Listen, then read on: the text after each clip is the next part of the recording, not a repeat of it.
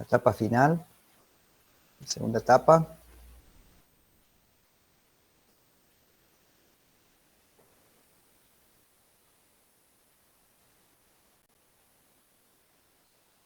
¿Les parece bien que prosigamos?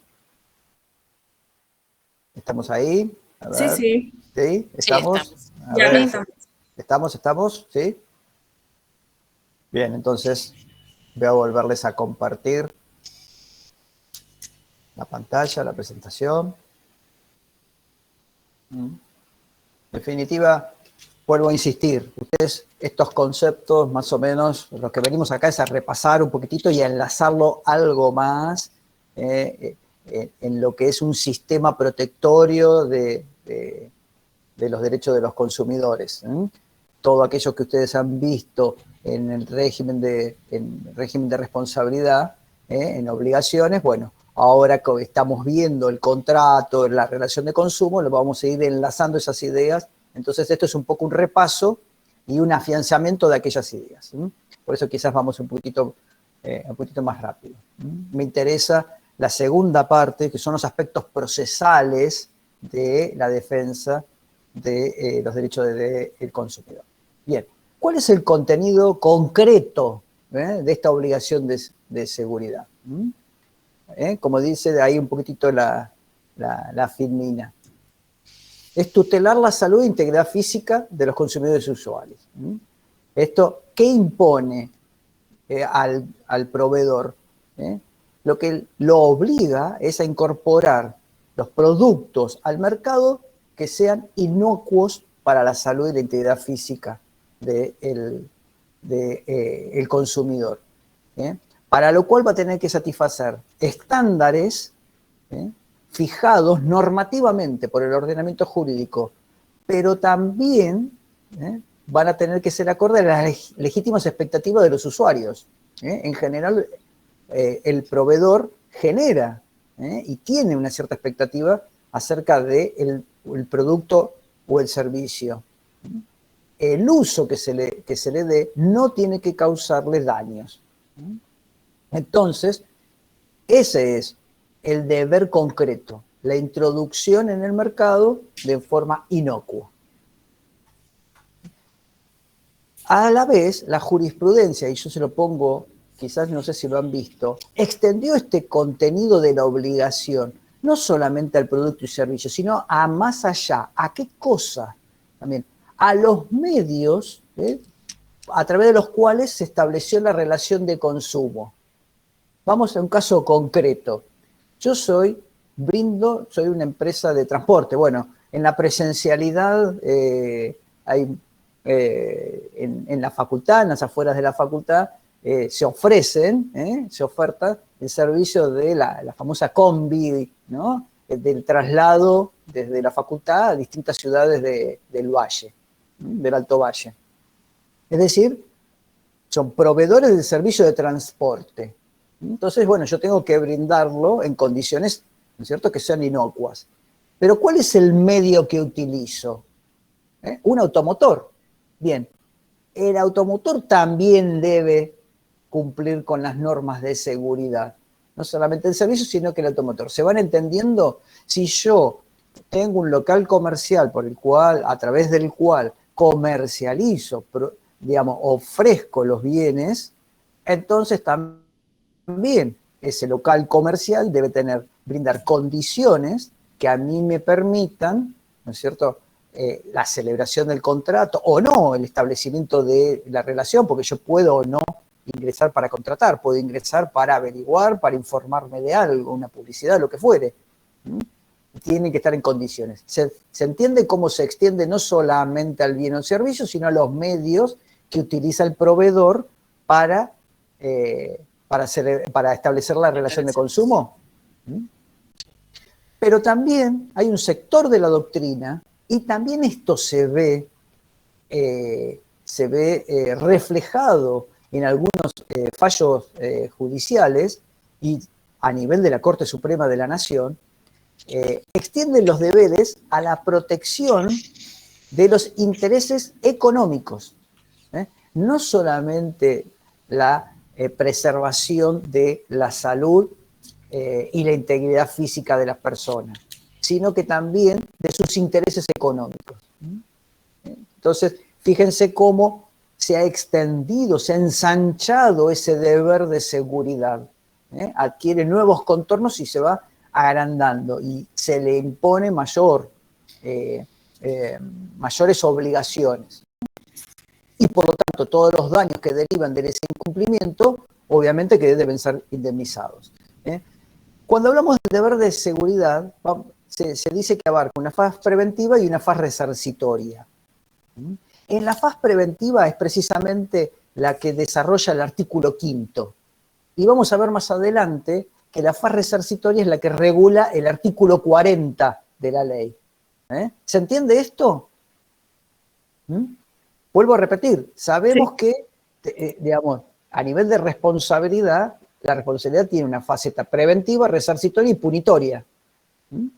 Entonces, el deber que surge del artículo 5 viene a prevenir, mientras que la faz resarcitoria estaría reflejada en el artículo 40. ¿Cómo es que se cumple este deber de seguridad? ¿Qué es lo que tiene que hacer? ¿Qué diligencias debe adoptar el proveedor de los bienes y servicios? Bien, es mediante el deber de advertencia, que es una derivación concreta del deber de información. Otra vez acá, siempre Fachín, deben estar diciendo ustedes, pero siempre vuelve Fachín con este deber de información. No es que yo vengo, es que el modo, el mecanismo que la ley encuentra como un medio para proteger en general al consumidor es precisamente brindando la información. Entonces, ¿advertencia de qué? Yo te tengo que informar, ¿advertir de qué? Ahí se los pongo, alertar sobre los riesgos que pueden derivar por el uso, la utilización del bien o del servicio. ¿Con qué fin?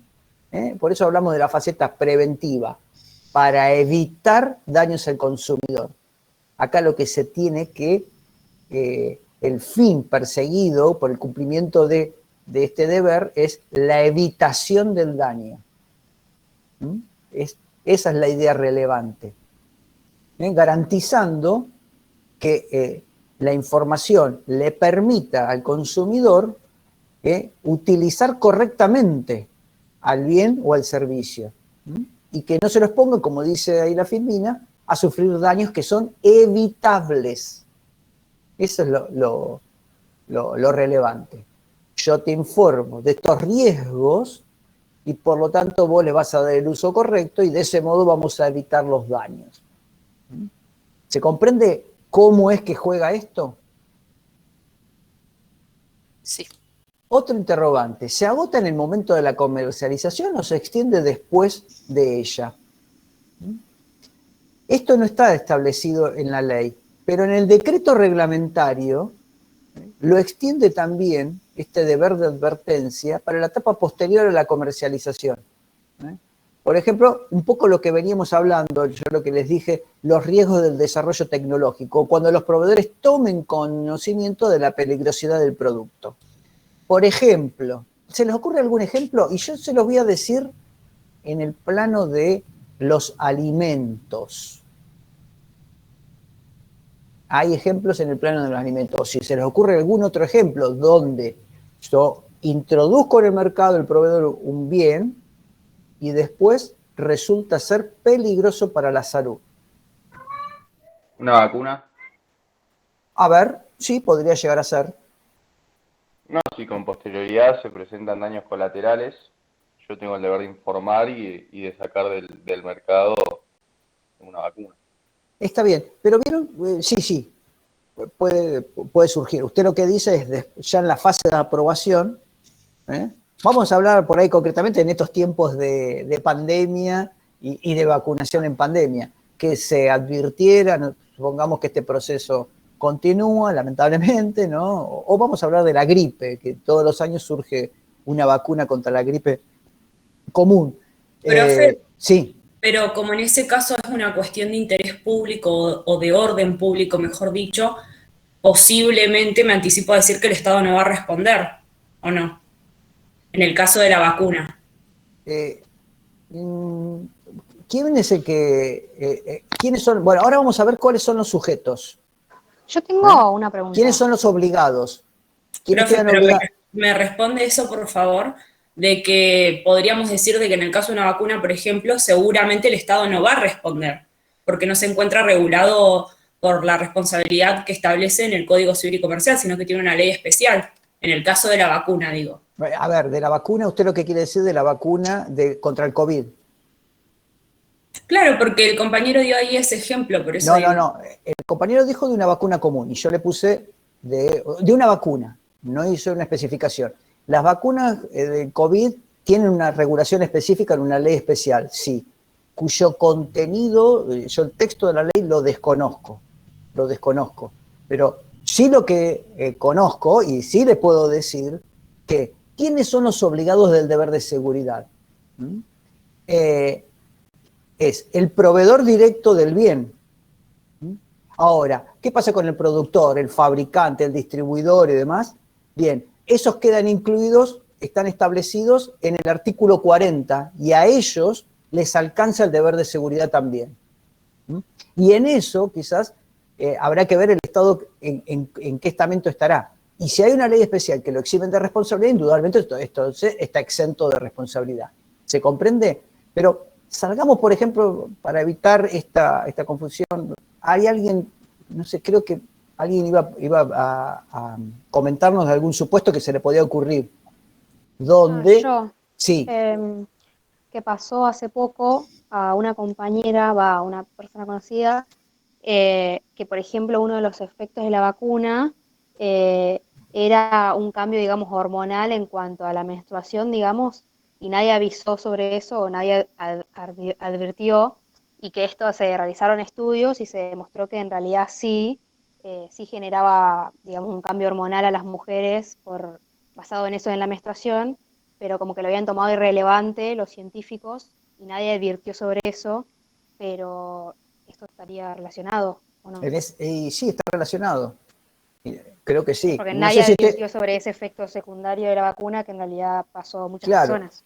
lo que tenemos es que un producto, al momento de su comercialización, resultaba inocuo, pero después, posteriormente, se terminó demostrando que dejó de ser inocuo para la salud y que era perjudicial para la salud.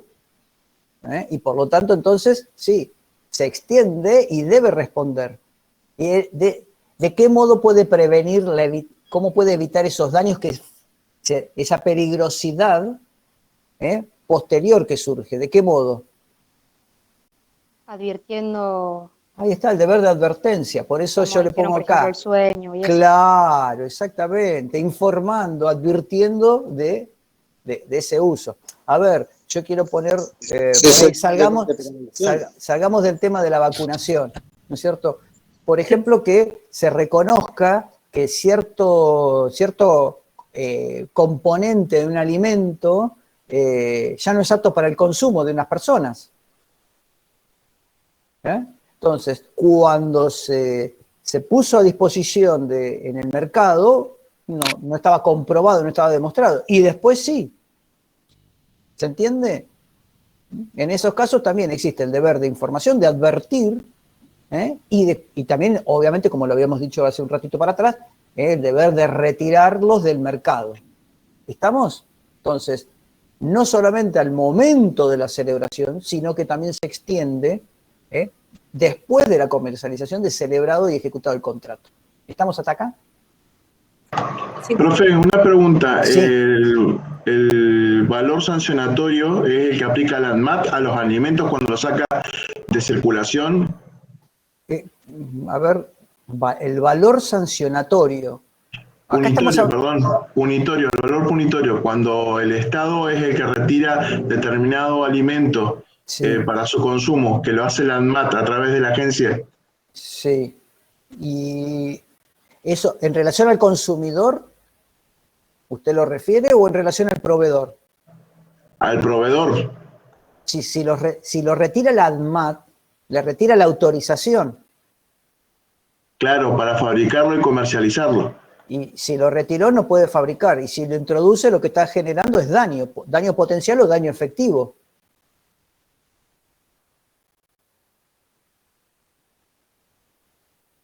¿Sí? Sí, profe. Bien, ahí un poco la filmina. ¿Cuáles son los sujetos activos? Bueno, un poco yo lo que les había anticipado, ¿no? Los legitimados activos, consumidor directo y usuario, porque acá también lo que se contempla es el uso, mejor dicho, la mirada está en el uso del bien. Entonces también los usuarios están legitimados a reclamar este deber de seguridad. ¿Quiénes son los sujetos pasivos? ¿Quiénes son los obligados? El proveedor directo, como también el productor, fabricante y distribuidor. Es un poquitito lo que habíamos Profe, sí, sí. hay gente en sala de espera. Sí, lo mismo. Bueno, voy a salir entonces de la aplicación. Vamos a dejar de compartir.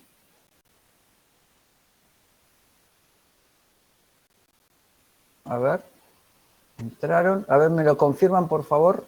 Así puedo retomar.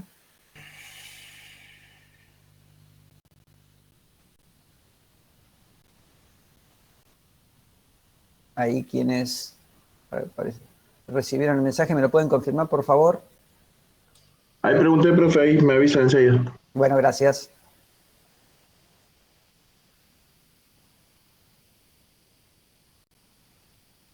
Sí, profesor, ahí ingresó ya. Bien. Ahí acabo de darle también ingreso a otra persona. Bueno, vamos a continuar, porque si no se nos va a extender. Bien. ¿Cuál es el factor de atribución? Ustedes ya esto un poco también lo deben haber visto, ¿no? Acá tenemos un debate doctrinario. Algunos entienden, yo le puse ahí que el factor de atribución es objetivo y yo le pongo entre paréntesis la mayoría, porque hay un sector que es minoritario, pero hay un sector de la doctrina y la jurisprudencia que considera que el factor aquí es subjetivo. Se mide la culpa y las diligencias empleadas, mientras que un sector mayoritario entiende que el factor es objetivo y el fundamento es las expectativas de garantía que la cosa no sea dañina y sirva para el destino normal de uso y consumo. ¿Estamos? Hay una idea, la expectativa de esa garantía, que es en la cual se asienta el fundamento de la responsabilidad. Se juzga para darle apoyo a quienes sostienen que es de carácter objetivo, la mirada en qué se centra, en la acción de la cosa, en el uso que se le brinda y no en la conducta de las personas, no en las diligencias que se adopta. En todo caso podría llegar a derivar, alguno podría decir, porque en este debate el sector que entiende que resulta objetivo dice que la ley hace referencia a ese uso, al uso conforme, el normal, ¿no es cierto? El uso normal y demás. Entonces, como que hay que medir las diligencias y por lo tanto el factor sería subjetivo. Entonces, el otro sector de la doctrina en realidad dice, no, cuando la ley hace referencia a esos aspectos de la conducta del proveedor o del consumidor, es a los fines de eximirse de responsabilidad, no en cuanto al factor de atribución. Yo quiero que sepa... Sí. Disculpe, Sí. hay otra persona que está pidiendo ingresar. Bueno, le pido disculpas al resto que tenemos que interrumpir y vuelvo a compartir.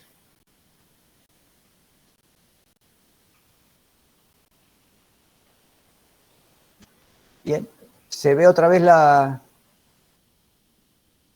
Sí, profe. ¿Sí? Bien. Por eso se habla, bueno, entonces, también se habla que es una obligación de resultado porque se tiene que prevenir los riesgos que son previsibles. ¿Cuáles son los eximentes? Hecho de la víctima, de un tercero, caso fortuito o fuerza mayor. Estas cuestiones ustedes ya la han visto y demás. Ahí yo le pongo unos fallos que son importantes y relevantes respecto de estas cuestiones dictados por la Corte. Yo creo que algunos de ellos ustedes lo han leído. Creo que suelen leer el fallo Mosca. El fallo Mosca, que es el fallo 1.2 de 2015, ¿Estoy en lo correcto? Sí. ¿Sí? Pero tengan presente que esos fallos se fueron completando con otros, Mosca, Bianchi y Ledesma. El último de todos, Ledesma, viene también a completar el concepto de Mosca.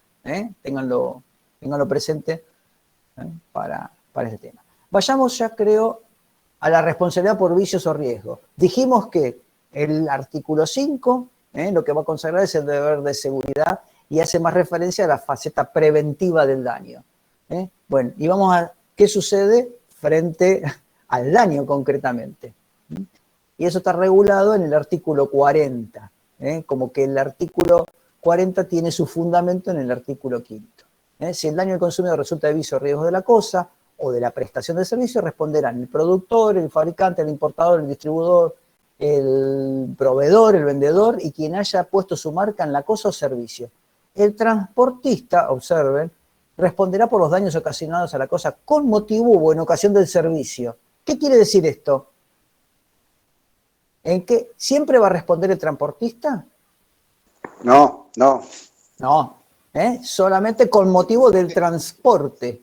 Claro, si es anterior a transportándola o algún tipo de esa naturaleza. Exactamente, está limitada, entonces la del transportista ahí. Después fíjense algo, la responsabilidad es solidaria, sin perjuicio de las acciones de repetición que correspondan. Si vemos en el régimen del derecho común, ¿no? ¿Cómo sería la responsabilidad? ¿Es solidaria por lo general cuando hay varios que deben responder? No, es concurrente. Ahí Por está. excepción solidaria. Es concurrente, no es solidaria. Las diferencias no son muy importantes, ¿no? Usando un lenguaje no muy técnico, son categorías, digamos, las concurrentes y las solidarias son primas hermanas. No son hermanas porque no son idénticas, pero son primas hermanas. Tienen muchos aspectos que son en común. Pero bueno, en este régimen estableció la solidaridad, aunque hay algunos autores que insisten en que se trata de concurrente. Pero bueno, en definitiva, todos en la cadena de comercialización deben responder de modo solidario. Solo se libera de responsabilidad total o parcialmente quien demuestre que la causa del daño le ha sido ajena. Veamos un poquitito cuáles son las características, esto ustedes ya lo han visto, no me voy a tener demasiado. La obligación también es legal, el ordenamiento jurídico es quien la impone. ¿Y en qué? ¿En el contrato? No, también acá lo que está otra vez de por medio es la relación de consumo. Es la que regula la faceta resarcitoria, esto lo hemos hablado, se correlaciona con el deber de seguridad establecido en el artículo 5. ¿Cuál es el ámbito de aplicación? Es decir, ¿cuál es el alcance material de esta responsabilidad? La relación de consumo. Para el contrato y el postcontrato. Lo mismo que ya hemos visto del deber de seguridad. ¿Quiénes son los sujetos activos? Lo mismo. ¿Quiénes están legitimados? Consumidor directo, usuario. Los pasivos, quienes están obligados a responder frente a estos daños, el proveedor directo, productor, fabricante, distribuidor, transportista. Eso sale de la ley. Factor de atribución. Objetivo. ¿Queda alguna duda respecto de esto? La propia norma nos dice riesgo o vicio de la cosa o del servicio o la actividad. ¿Estamos?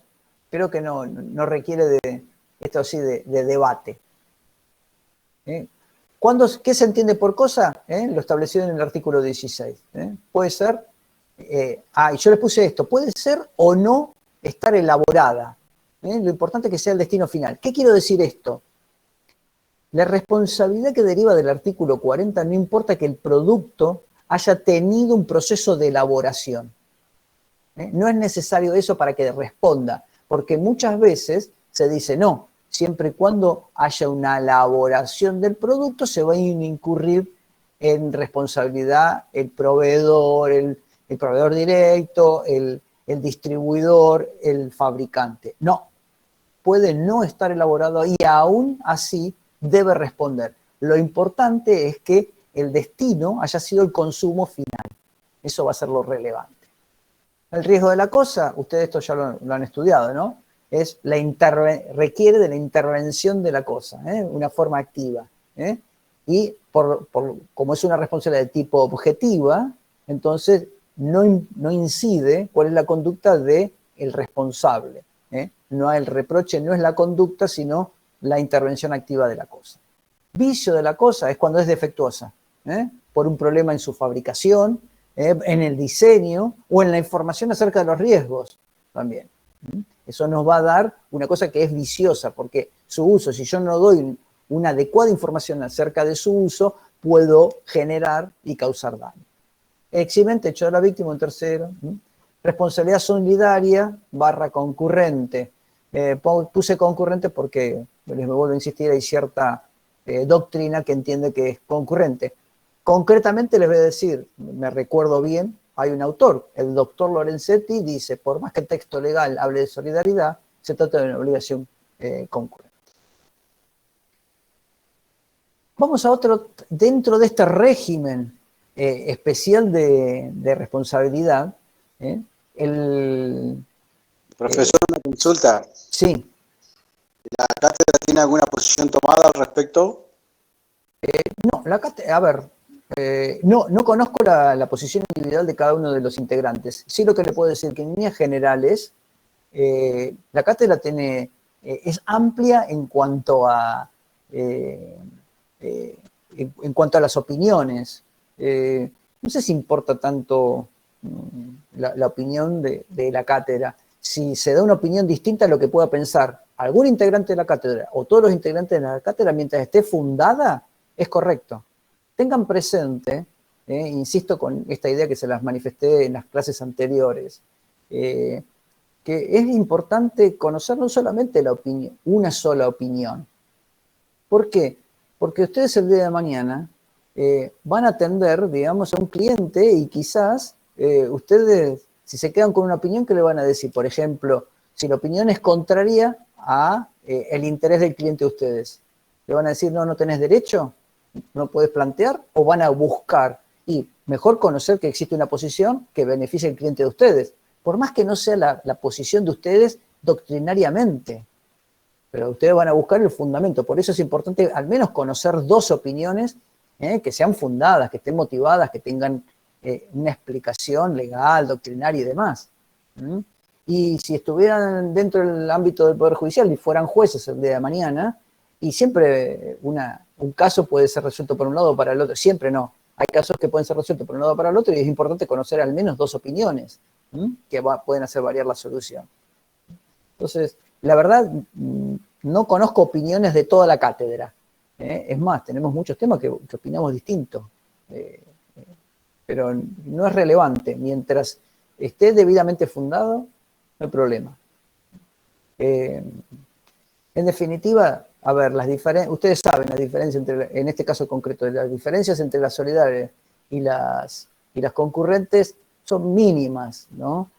Por ahí la más relevante, creo yo, que puede estar en el aspecto de, por ejemplo, la prescripción, si beneficia o no al resto de los coobligados, ¿no? Indudablemente que en la concurrente no expande sus efectos, mientras que en la solidaria favorece a todo el resto, pero a los efectos prácticos, ¿no? Creo que esa es una diferencia importante, nada más. Pero bueno, lo que quiero es continuar y decirles que también dentro del régimen de responsabilidad del microsistema del consumidor, vamos a encontrar que también existen las garantías por vicios redditorios, como dice el título ahí de la filmina, que está circunscripta a las cosas muebles no consumibles. Son defectos o vicios de la cosa o de la prestación, y están regulados en el artículo 11 a 18 de la Ley del Consumidor. Ustedes, cuando vean la unidad 16, creo que es 16, no se cambió, perdón, en la unidad 15, obligación de saneamiento, van a ver las garantías de saneamiento. Esas garantías se corresponden a los vicios redditorios. Es una garantía que viene a resguardar al adquirente frente a defectos o vicios de la cosa o de la prestación que no la hacen apta para el destino ordinario al que se debe dar la cosa o el servicio. Así que lo van a ver en mayor detenimiento. Ahí yo le puse los artículos comprendidos en el Código Civil del 1051 al 1058, el fundamento, la raíz de esto, otra vez el artículo 42 de la Constitución Nacional, ¿no? Que consagra el derecho de los consumidores a la protección, esto de los intereses económicos. ¿Cómo se protege el interés económico? A través del deber de establecer una garantía de las cosas muebles, que no son consumibles. Aquí nos vamos a encontrar con un supuesto ahí, el proveedor infringe, yo les digo, el principio de identidad e integridad del pago. Porque en definitiva, ¿se acuerdan lo que eran los principios de integridad y de identidad del pago? ¿Se recuerdan? Sí. ¿Sí? A ver, ¿qué era el principio de identidad? El principio de identidad es que tanto el acreedor está obligado el deudor está obligado a entregar nada más y nada menos que a lo que se obligó. Claro, no una cosa distinta, una prestación distinta a la que se obligó.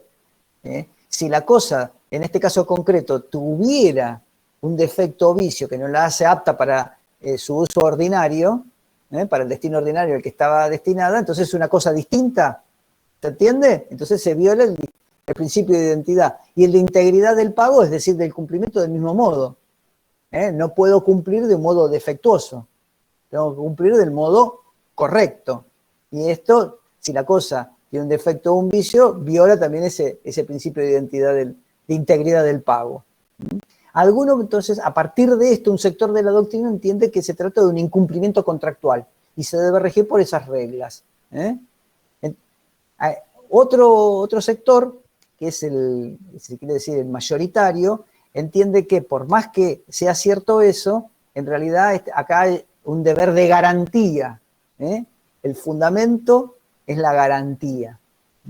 Entonces, también se lo considera como un factor objetivo. No debe ser entregado un bien que tenga un defecto, digamos, sin vicios, sin defectos de ninguna índole. Entonces, garantizar esas condiciones. También las normas, en el ámbito del contrato y postcontrato, los sujetos activos son el consumidor directo y los usuarios, los pasivos, productor, importador, distribuidor y vendedor. Esos son los obligados y los beneficiados. El factor, como les decía, objetivo, la noción de garantía, no tanto por la idea de cumplimiento o incumplimiento contractual, sino de garantizar. El defecto o vicio de la cosa o servicio que impida su uso y funcionamiento, no importa que sea ostensible o manifiesto. Sí, esto también es otro detalle. Ese vicio no requiere, para que sea amparado en esta garantía de correcto funcionamiento y de uso, que sea ostensible, que sea visible, que sea manifiesto. Puede no serlo. ¿Cuál es el plazo? Ahí fíjense, para los bienes que son nuevos, cuya comercialización resulte un bien nuevo, son 6 meses. Y si es usado, se limita a la mitad, son 3 meses. Esto nada impide que el proveedor extienda estos plazos. ¿Estamos de acuerdo? Estos plazos son mínimos, son garantías mínimas legales, plazos mínimos. Puede suceder, fíjense algo, ¿qué sucedería si en un contrato se establece que la garantía, se provee un bien nuevo y se establece que la garantía será de 1 mes o 2 meses? ¿Qué sucede con esa cláusula? ¿Qué dirían ustedes? Es una cláusula abusiva. Bien, abusiva. Sí. ¿Y por qué entienden que sería abusiva? Porque está violando el piso mínimo de plazo. Bueno, ahí estaría, digamos, si se quiere decir, usted lo que quiere decir es el orden público. Pero ¿no ven un desequilibrio? Porque ahí hay una ventaja, ¿obtiene una ventaja el proveedor al reducir el plazo? Claramente. Sí. Le ¿Estamos está de acuerdo? quitando derecho al consumidor. ¿Cómo? Le está quitando los derechos al consumidor. Claro, le está restando un beneficio al consumidor. ¿Y tiene una contrapartida? Hay algo, Un digamos... beneficio para sí, o sea, es decir, el proveedor obtendría un beneficio para sí, que es la de no responder. Perfecto. Y como contrapartida, ¿el consumidor recibe algo a cambio? ¿Una reducción del precio, por ejemplo? Bueno, no habló de eso, pero... Por lo general no hay una contrapartida, entonces hay un desequilibrio. ¿Se acuerdan que hablamos del principio de generosidad y la reciprocidad en las prestaciones de uno y otro, que tiene que haber un equilibrio? Sí. Bien, esa correlación de las prestaciones se ve desequilibrada. ¿Por qué? Porque solamente, ¿quién obtiene ventaja de esa reducción? El proveedor. El proveedor. Entonces ahí estamos en presencia de una cláusula abusiva. ¿Se comprende cómo podría llegar a actuar un ejemplo de cláusula abusiva? ¿Sí? Reduciendo este tipo de derechos y beneficios, sin una contraprestación. También estos artículos exigen del proveedor un certificado, que concretamente aquí sí se le impone el deber, como dice ahí, adicional a cargo del vendedor. Un documento en el que se detalle claramente que goza de garantía y cuál es el plazo y las condiciones de esa garantía. ¿Estamos hasta aquí de acuerdo más o menos cuál es? También, dentro de estos deberes, un servicio técnico y suministro de repuestos. Se impone como deber adicional a cargo del vendedor, fabricante, importador. Nadie dice esto. Servicio técnico sí. Fíjense que también lo obliga la Ley de Defensa del Consumidor. Suministro de repuestos. ¿No les ha sucedido o conocen casos donde a veces no se hace efectiva esta garantía porque dicen, ya no vienen más repuestos? ¿O no hay más repuestos? Sí, es re común eso. Es bien común. Entonces, ¿vieron acá entonces? Es un modo, no ya de que se cercena el derecho, sino que el ejercicio del derecho a la garantía se ve cercenado y genera un abuso. El ejercicio del derecho. ¿A través de qué? El argumento no hay más repuestos. Y como no hay más repuestos, no te brindo la garantía. ¿Se entiende cómo pueden actuar estas situaciones? Sí. Tratando de correlacionar todos los conceptos que venimos dando en la clase de hoy. Esta garantía, asimismo, impone que los gastos que se deriven por esta garantía son todos a cargo del proveedor, ya sea para la reparación en sí misma, como los gastos de traslado de la cosa y demás. Y si hubiera seguros, también son a cargo del proveedor. Cosa que habitualmente no es cumplida, ¿no? En muchos casos se le imponen estos gastos, se le trasladan al consumidor. Sí, perfecto. Termina siendo una mera formalidad, es decir, te dan un certificado de garantía que en los hechos no funciona. Claro, cuando usted lo va a ejercer, se ve cercenado porque, tengo que pagar porque el servicio técnico está en Buenos Aires. Tengo que pagar cuando deberían asumirlo, porque si no es una forma, vuelvo a repetir, de colocar en una situación ventajosa al proveedor. Bueno. También, profe, se ve mucho que buscan culpar al consumidor siempre. No lo usó bien o... Yo en mi caso compré un secador, en la primera que lo enchufo se me cortó la luz de toda la casa y se me quemó el secador y me echaron la culpa a mí. Bien, ahora le hago una pregunta. Y le hago una pregunta a todos. ¿Es normal que suceda eso?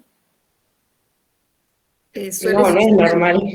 Es normal que uno enchufe... Se corte la luz y que provoque daños, digamos. Claro, pero el corte en el suministro de luz del proveedor del servicio de luz. Pero yo hablo de que uno cuando enchufa un secador de pelo se le corte la luz y provoque un daño al resto de las cosas. No es normal. No es normal, ni previsible. No es previsible. Si así fuera, ¿ustedes comprarían?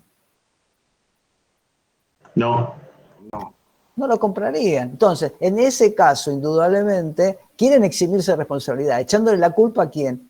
Al consumidor. ¿Ustedes cómo se defenderían? ¿Qué diría? A ver, vamos. Que Dersa, por ejemplo, no informó el corte de luz. No, pero en este caso concreto, el que plantea la compañera, y creo haber entendido yo, compró un secador de pelo, pues lo enchufó y se le cortó la luz. No es que el que suministraba la luz, Edersa, Calf, EPEN, cortó la luz. No, acá por el uso del producto se genera ese corte de luz. ¿Es correcto el caso? ¿Lo entendí bien? Sí, es así. El Así como producto cortocircuito. estaría en corto. Yo hago hincapié en el corte de luz porque quien te provee, quien te vendió y quien fabrica te puede decir que vos no tomaste la diligencia de informarte debidamente de si podías usar, no sé, se me ocurre, ¿no?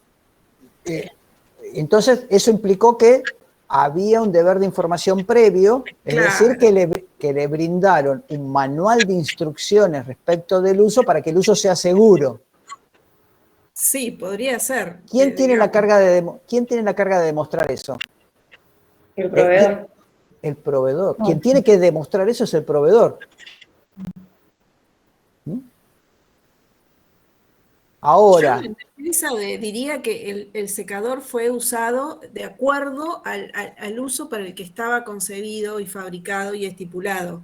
Vuelvo a Es decir, no se le dio ningún uso indebido a la cosa. Claro, obviamente. En ese caso, profesor, la cosa era viciosa. La cosa era viciosa. Sí, podría decirse que era viciosa. ¿Sí? Sí, entonces debe responder. Ya sea porque viola el deber de seguridad, porque indudablemente introdujo en el mercado una cosa que no era segura. Y que la expectativa general de la mayoría de los consumidores, si no quiero decir de todos los consumidores, es que si compramos un secador de pelo, mi caso no es, ¿no? Ya casi no tengo mucho por secar, pero quien compra un secador de pelo, que lo enchufe, es que funcione, no que se le corte la luz, ¿no? Por lo general, quienes compramos un secador de pelo tenemos esa expectativa. Entonces, Sí, si no se garantiza esa expectativa, indudablemente que no era apto, el proveedor suministró un bien en el mercado cuya condición de uso tenía un problema, un vicio o quizás un defecto de fabricación, un defecto en el diseño, de estructura. Puede ser viciosa o defectuosa también. ¿Se comprende cómo actúan estas cuestiones? Sí. ¿Sí? Bien. Cuando hace efectivo, cuando hace efectiva la garantía, ¿no es cierto?, por estos vicios, es decir, satisface, lo repara, debe haber una constancia de esa reparación, una constancia por escrito. Este es otro deber adicional que la Ley de Defensa del Consumidor le impone al proveedor. Y hay una cierta determinada información que debe detallarse en ese documento. Y de ese modo también se restablece una garantía de la reparación. ¿Se entiende? Debo garantizar que la reparación que hice surtió sus efectos, se extiende. ¿Qué sucede cuando la reparación no es satisfactoria? ¿Qué derecho confiere? Y esto es importante, ¿no? Porque en definitiva el conflicto se va a presentar en esta situación. Bien, ¿qué le confiere al consumidor? Tiene derecho a sustituir una cosa por otra, devolver la cosa con restitución del precio pagado, obtener una quita del precio y en cualquier caso además puede reclamar los eventuales daños y perjuicios. ¿Se acuerdan esto? Lo vimos la clase pasada en el artículo 10 bis. 10 bis, creo, de la Ley de Defensa del Consumidor, si no me equivoco el número, yo no soy muy bueno.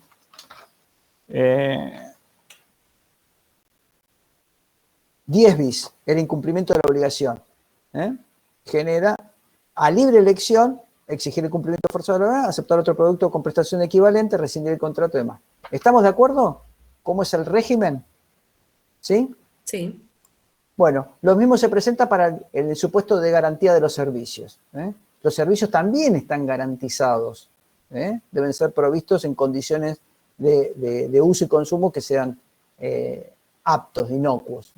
La garantía de origen legal, las deficiencias o defectos del servicio, el plazo es de 30 días, acá se reduce, salvo convenio expreso y por escrito en contrario.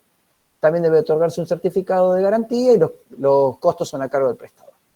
Bueno, quiero en esta última media hora desarrollar este es el punto B de la unidad, la segunda parte del punto A de la unidad 8, los aspectos procesales. ¿Y por qué quiero hacer hincapié en esto? Porque en definitiva, bueno, como futuros abogados, si esto tiene la infracción de todos estos derechos de consumidor deben ser ejercidos, tienen un aspecto, digamos, es necesario canalizarlo a través de un tipo de proceso o procedimiento, o un procedimiento administrativo o un proceso de tipo judicial. Sabemos, o bueno, ya creo que lo han estudiado en constitucional, que los aspectos del procedimiento administrativo o del proceso judicial, la competencia constitucional, ¿a quién le corresponde dictar las normas? ¿Al Congreso Nacional o a las provincias? ¿Se recuerdan eso? En el aspecto ¿Los códigos de procedimiento o las provincias? Y los códigos, eso es los procedimientos. ¿Y los procesos judiciales?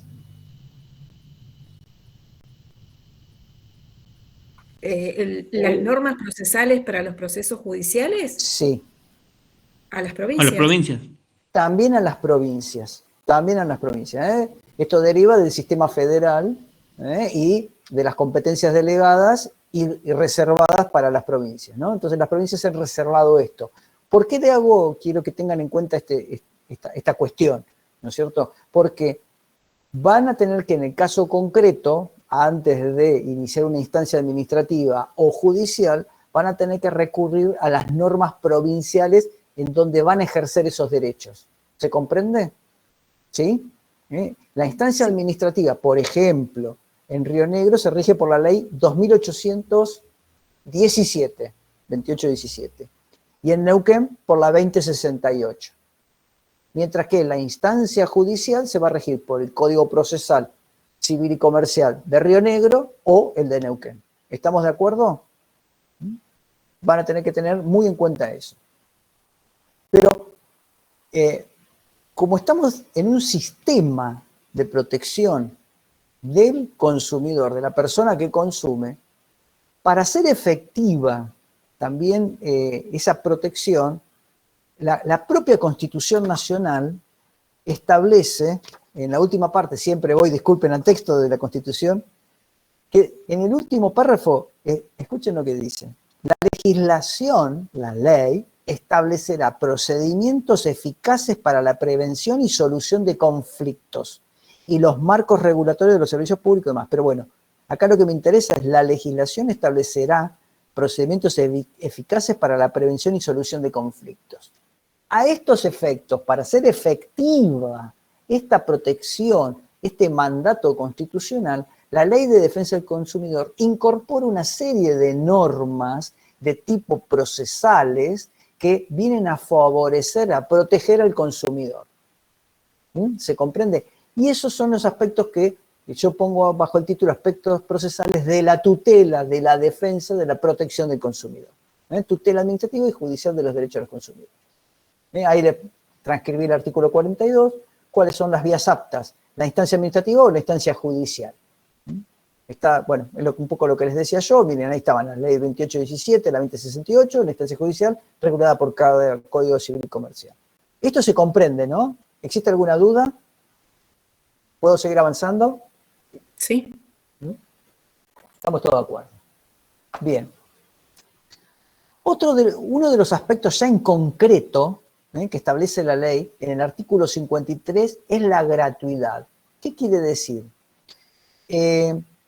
Cualquier proceso, en línea general, cualquier proceso judicial exige, esto en casi todas las jurisdicciones, el pago previo de tasas de justicia, o impuestos de sellos y otras cargas impositivas o tasas, en definitiva. El pago de esos conceptos en muchos casos puede ser gravoso, es decir, de una importancia económica en relación al consumidor y las posibilidades económicas que pueden tener una desproporción. Y eso podría ser motivo, ¿no es cierto?, esas tasas, esos impuestos, pueden ser motivo para que el consumidor diga, no, yo no puedo pagar eso, y por lo tanto vea restringido su acceso a promover un proceso judicial, en defensa de sus derechos. Entonces, ¿cómo se sortea? ¿Cómo se hace para evitar este inconveniente? Bueno, la ley lo que establece es precisamente el acceso gratuito a la instancia judicial. Por eso hablamos de la gratuidad del procedimiento. Al gozar de este beneficio, entonces puede iniciar el trámite, puede acceder a la instancia judicial y continuarlo sin tener que pagar los gastos que deriven del proceso judicial. ¿Se comprende cómo actúa? ¿Sí?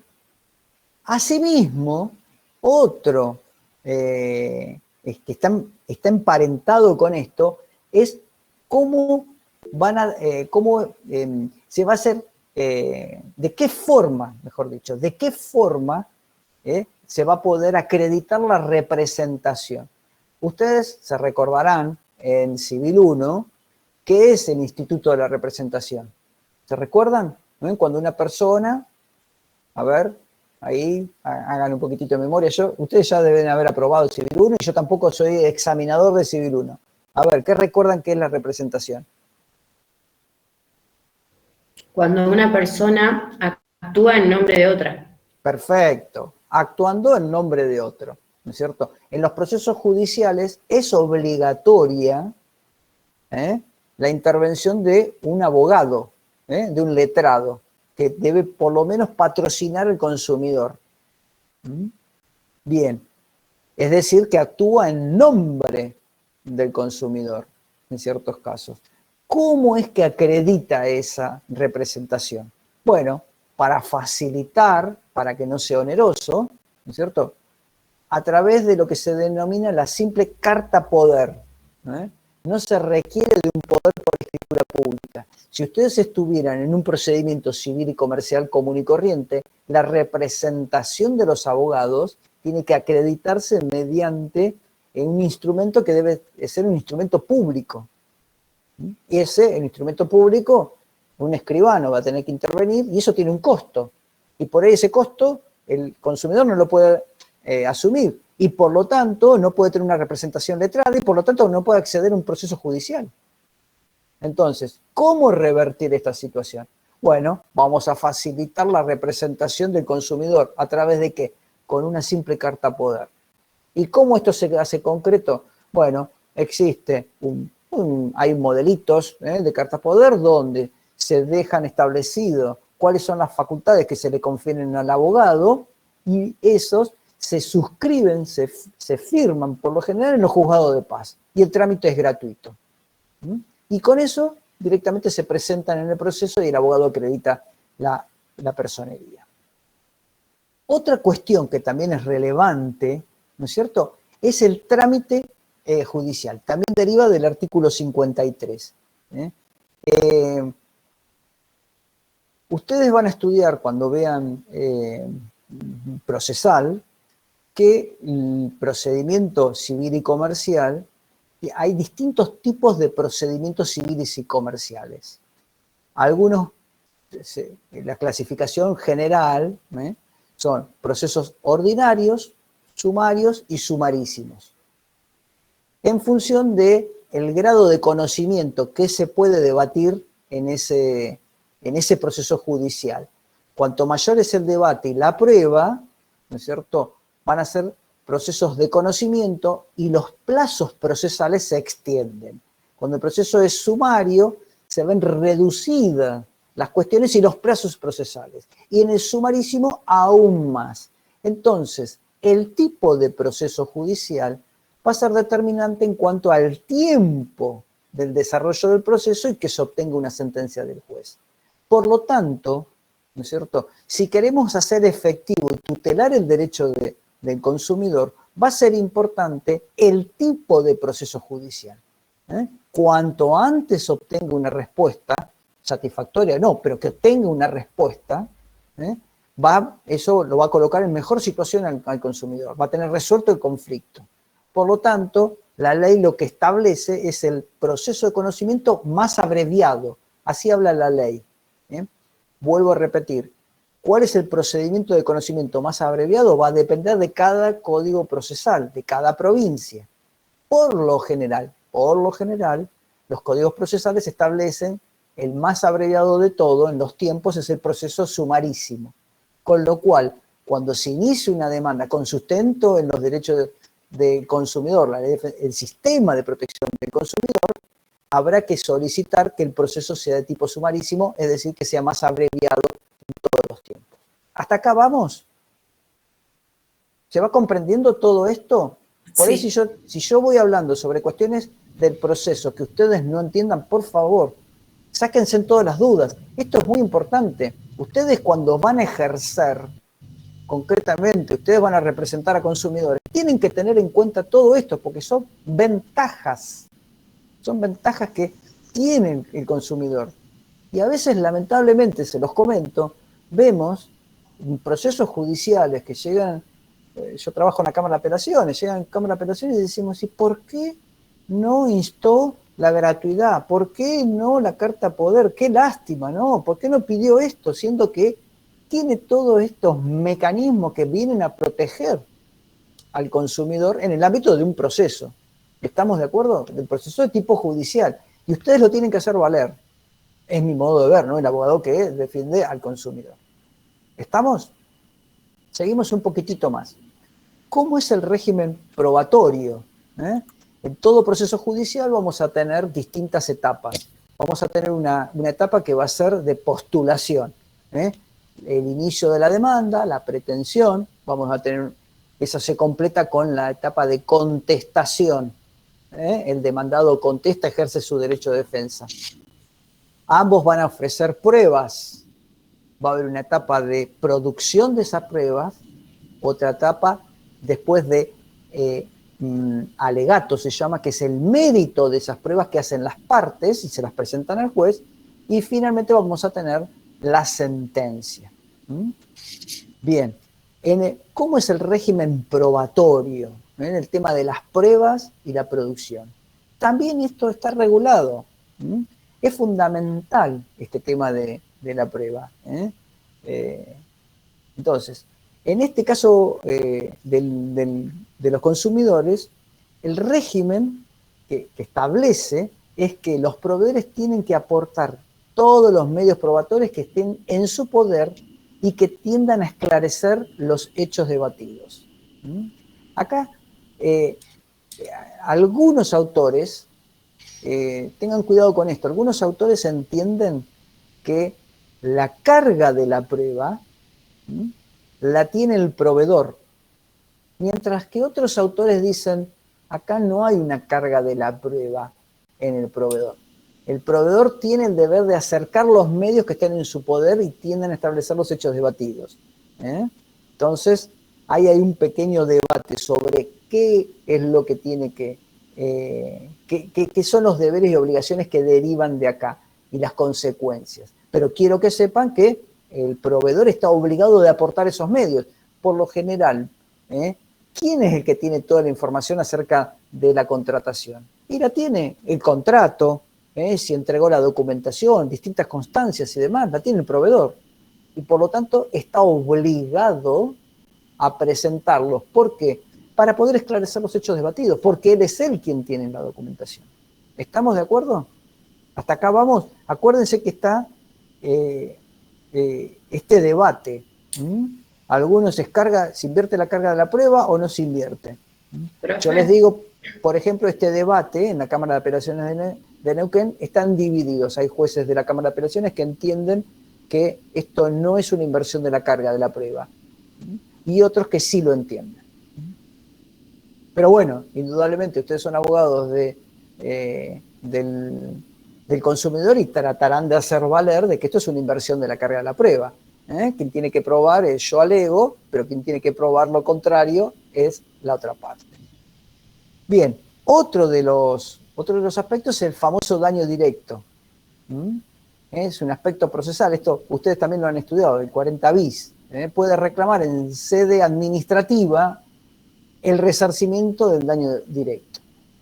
Otra cuestión es el daño punitivo. ¿Se recuerdan de esto, no? Esto lo estudiaron también en obligaciones. ¿Sí? Sí. Ahí yo les adelanto algo. ¿Qué se recuerdan? Vamos. ¿Qué es el daño punitivo? Es el que se impone en fase sancionatoria al proveedor para que cese en su conducta. O sea, no es resarcitorio, sino una sanción para el proveedor. Claro, es el aspecto punitivo. Para que no vuelva a cometer el incumplimiento ese. Claro, precisamente la idea es sancionar para disuadir que en el futuro no reincida, que adopte una conducta contraria, que se ajuste a lo que corresponde, para disuadir. ¿Se acuerdan también que esto suele tener, digamos, un cuestionamiento, porque el monto máximo creo que no sé si seguirá o no vigente, 5 millones de pesos, y se imponen ese tipo de resarcimientos, o algunos no llegan a esos montos, pero son importantes en relación a la capacidad económica del proveedor, ¿cierto? ¿Y en favor de quién es la multa? Es una multa de tipo civil esta, indudablemente. El consumidor. Es a favor del consumidor. ¿Y tiene relación y proporción con el daño?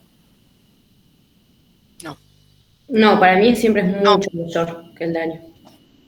Puede ser o no mayor, porque si no Tiene se actúa... relación con la conducta, se podría decir, por la conducta, por no haber sido diligente en cuanto a la prevención de ese daño, ¿no? Claro. Pero no, Sí, por sí. no haber actuado con total diligencia en prevenir la seguridad para que no se produzca el daño. Exactamente. No es necesario que se cause un daño. Y a veces lo que puede suceder es que el daño sea mayor. El daño mayor que la multa, no importa, pero no guarda proporcionalidad. No guarda. El destino ya dijimos que es ese. El monto está en relación en realidad a la gravedad del hecho y a otras circunstancias concretas del caso. En fin, ustedes esto ya lo han visto, repásenlo de obligaciones, pero tengan presente que en el ámbito del derecho del consumidor, ustedes van a tener como otro daño la posibilidad de exigir un daño punitivo. Y a ver si tenemos algo más, creo que llegamos al final. No quería terminar esta clase sin antes hacer estas consideraciones que son de tipo procesal. ¿Quedó alguna duda respecto de estas cuestiones procesales? Seguramente Yo, ustedes... duda. Sí, claro. En el caso, por ejemplo, de que haya un contrato de consumo y solamente el proveedor tenga la copia por X razón, porque al consumidor se le perdió, lo que sea, y se niega a entregar el contrato, ¿qué se puede hacer? Se niega. Entonces, ahí entra el debate. ¿Cuál es la consecuencia? Entonces, algunos van a decir, eso, al no haber traído ese documento, se le impone a usted tenía en la carga de la prueba. Como no lo trajo y no se pudo probar, se va a tener por cierto el hecho. Mientras que para otros van a decir que se genera una presunción. No traes la documentación, se genera una presunción, posiblemente el hecho existió. ¿Se entiende? Sí, se entendió. Estas son las consecuencias. Según la postura que se tome, se tendrá o no por acreditado el hecho. En algunos casos se lo va a tener por acreditado y en otros casos se va a decir esto sumado a otros indicios, entonces voy a tener por probado el hecho. Pero esto más otras cosas. Mientras que el otro sector va a decir, no, directamente usted no lo trajo, usted tenía la carga de la prueba, listo, doy por probado el hecho. Y en esto quiero anticipar algo. Ustedes lo van a estudiar con mayor profundidad cuando vean la teoría general del proceso. Cuando se habla de la carga de la prueba, ¿de qué se está hablando? ¿Qué entienden ustedes por carga de la prueba? A ver, pongamos en palabra qué es lo que ustedes entienden, porque a veces se dice y se replica un concepto y después no estamos entendiendo y hablando de lo mismo. Entiendo que la carga de la prueba es la... ¿Hola? Sí, no sé si... Entiendo que la carga de la prueba es la obligación que le cabe a aquella persona que dice, que alega un hecho. ¿no? Entonces, por ejemplo, tomando el ejemplo de la compañera que compró un secador de pelo, lo enchufó y se quemó. Entonces debo llevar la factura, que es lo que corresponde, o sea, es lo que tengo que hacer, lo que debería. El secador de pelo en cuestión, si es que lo tengo, ¿no? Y todo aquello que compruebe que yo efectivamente compré ese secador de pelo a tal proveedor. Perfecto. ¿Alguien más quiere ver qué noción tiene esto de la carga de la prueba? ¿Alguien quiere compartir algún otro concepto? Yo se los voy a resumir, como hace la doctrina, ¿no? Y en líneas generales. La regla, y eso sí está establecido en el procedimiento civil y comercial, es quien alega un hecho tiene el deber, la carga, porque es una facultad, de probar ese hecho, ¿no? Esa es regla general. Entonces, ¿qué sucede? El problema de la carga de la prueba se presenta cuando el juez va a dictar la sentencia. El juez va a valorar la prueba y va a decir, de esta prueba surge probado este hecho alegado, surge que le compró, supongamos que el demandado, no, a mí no me lo compraste, yo con vos no celebré el contrato. Bueno, entonces, ¿quién tenía que probar la celebración del contrato? El consumidor, por regla general. Entonces va a decir, ¿está probado el contrato celebrado? Y ahí entonces va a ver la prueba. Entonces va a tener que decidir, ¿está probado o no está probado? Esto se suscita en la sentencia. El juez encuentra que no tiene prueba o que la prueba que hay no es suficiente para tener por acreditado que se celebró el contrato. Ahí, en ese momento, se presenta el problema de la carga de la prueba. El juez, ¿qué tiene que decir? Yo tengo que fallar igual. Entonces ahí viene el problema de decir, ¿quién tiene la carga de la prueba? ¿Quién tenía la carga de la prueba? Quien tenía la carga de la prueba y no la satisfizo, no la cumplió, por lo tanto asume las consecuencias disvaliosas de no haber satisfecho la carga. Entonces, si yo alegué el hecho y yo tenía la carga de probarlo y yo no llegué a probarlo, entonces voy a perder, en el sentido de que el hecho se va a tener por no acreditado, por no probado. ¿Se comprende cómo actúa, en qué circunstancias se aplica el instituto de la carga de la prueba? Cuando no hay prueba o cuando la prueba no es suficiente para tener por probado el hecho alegado, el hecho invocado. Ahí se suscita el problema de la carga de la prueba. ¿Estamos? En esa circunstancia, entonces, ¿y el juez qué va a decir? Algunos van a decir, entonces, en este caso concreto del consumidor, van a decir, ¿quién tenía que haber traído el contrato? Porque tienen el contrato y tienen la obligación de preservarlo, de resguardarlo, de conservarlo, de toda la documentación y demás, contable y demás. El proveedor. Bien, ¿la trajo? No. Entonces, un sector de la doctrina va a decir, bien, doy por probado el hecho porque usted no trajo ese elemento. Otro sector de la doctrina va a decir, es usted que no haya prestado la colaboración en traer los documentos que vienen a facilitar para esclarecer la verdad, si se sucedió o no el hecho, va a ser un indicio de que el hecho existió. Es verdad. Sumado a otros indicios, puede el juez después determinar si se celebró el contrato. Por ejemplo, no está el contrato, pero está hecho, digamos, está el recibo del pago. Yo lo que presento es el recibo del pago de una cuota, porque me lo vendieron en cuota. ¿Sí? Entonces, el proveedor no me trajo el contrato, pero el consumidor sí trajo, ¿no es cierto?, el comprobante del pago de la cuota de la financiación de ese producto. ¿Sí? Entonces yo tengo, pero acá hay un pago de un precio a usted, y después tengo que, ¿se entiende? Entonces yo tengo por esto más esto, doy por probado que se celebró el contrato. No sé si se llega a comprender cuáles son las consecuencias de tomar una postura o otra postura. Y tengan presente algo, ¿no? Ya no me recuerdo qué autor dice, ¿no? Pero el destino de un proceso judicial es la prueba. Probar es ganar, no probar es perder. Por eso este tema de la carga de la prueba y toda esta cuestión es sumamente relevante. Pueden hacer una hermosa demanda con toda la teoría que vimos acá, correcto encuadre jurídico, todo. Ofrecieron la prueba, perfecto, una joya, todo con una precisión.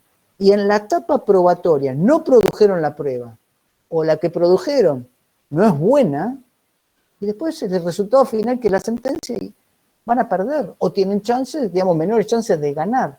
¿Se comprende? Entonces, fíjense este tema. Yo se los doy ahora en líneas generales. Ustedes lo van a ver con mayor profundidad cuando vean la teoría general del proceso. ¿Estamos de acuerdo? Pero quiero que ahora sí se queden con esta noción de lo que vemos acá. La cuestión del derecho probatorio en el sistema del consumidor tiene un régimen especial, que viene a tender a protegerlo. Como también la gratuidad, la representación a través de la carta poder, el procedimiento que sea el más abreviado, el tema este de la carga de la prueba. ¿Estamos de acuerdo? ¿Sí? Porque de nada nos serviría tener todo un sistema de derechos si después no lo podemos hacer efectivos. Y la última instancia en la cual se hacen efectivos esos derechos, ¿dónde es? En la instancia judicial. ¿Estamos de acuerdo? Y por eso son relevantes.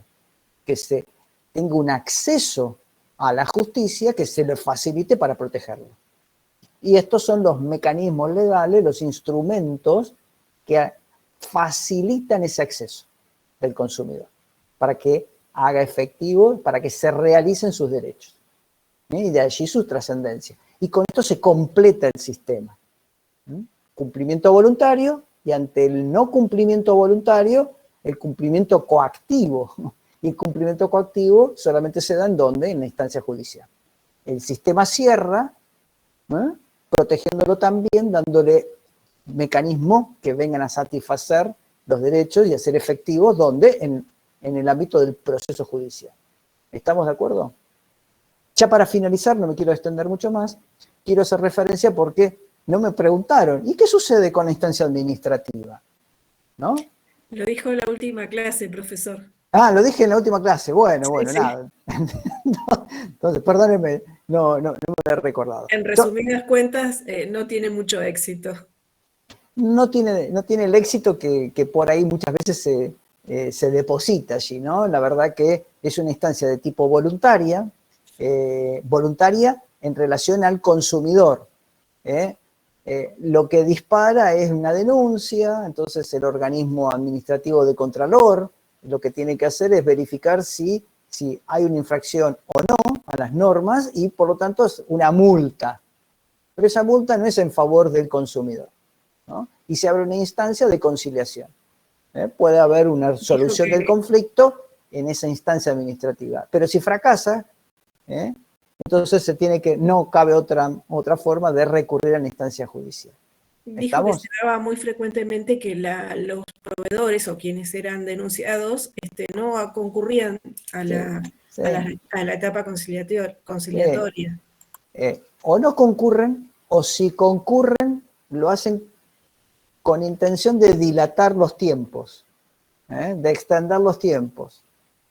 Pero, a ver, tampoco, esto no quiere decir que no haya casos donde haya alguna conciliación, y donde las partes puedan llegar a un acuerdo.